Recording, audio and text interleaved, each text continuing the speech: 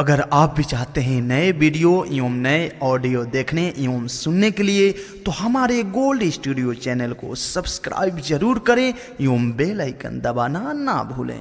Presence by Gold studio.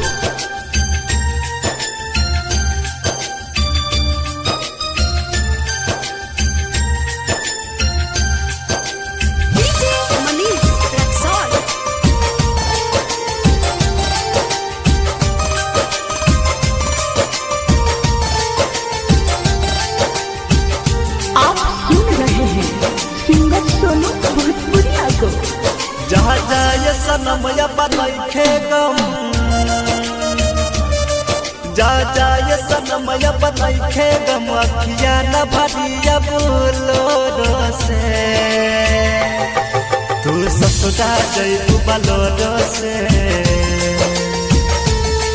तू ससुरा जइबू बलोरो से, मननी मन पटाले तोरो से, ससुरा जइबू बलोरो से, मननी मन पटाले तोरो से।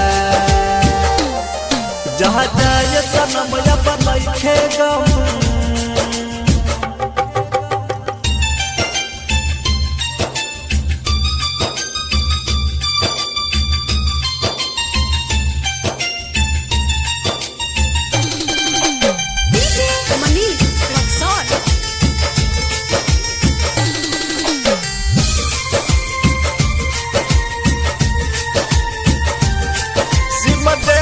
हमारा मोबाइल हो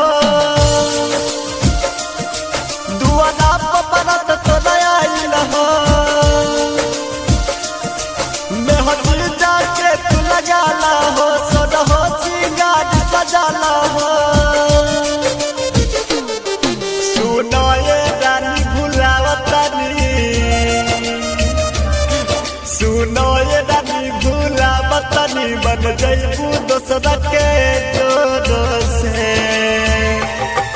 तू ससुरा जइबू बलोरो से,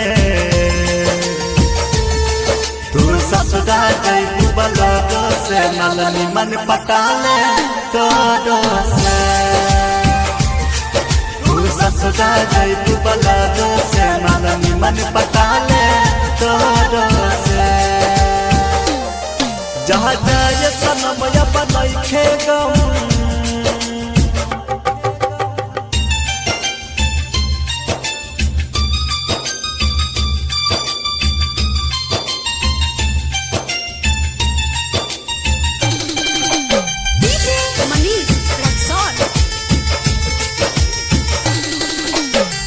आप सुन रहे हैं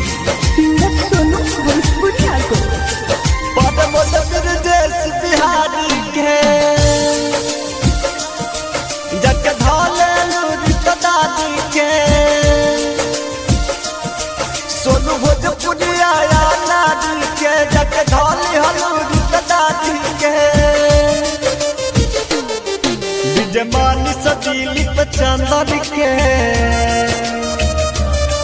विजयमानी सदीलिप चंदन के, साटैहा ओट के ठोरो से, तू ससुरा जइबू बलोरो से, तू ससुरा जइबू बलोरो से, मननी मन पटाले तोरो से, तू ससुरा जइबू बलोरो से, मननी मन पटाले तोरो से। जहाँ जाए सनम या बनैखे गम,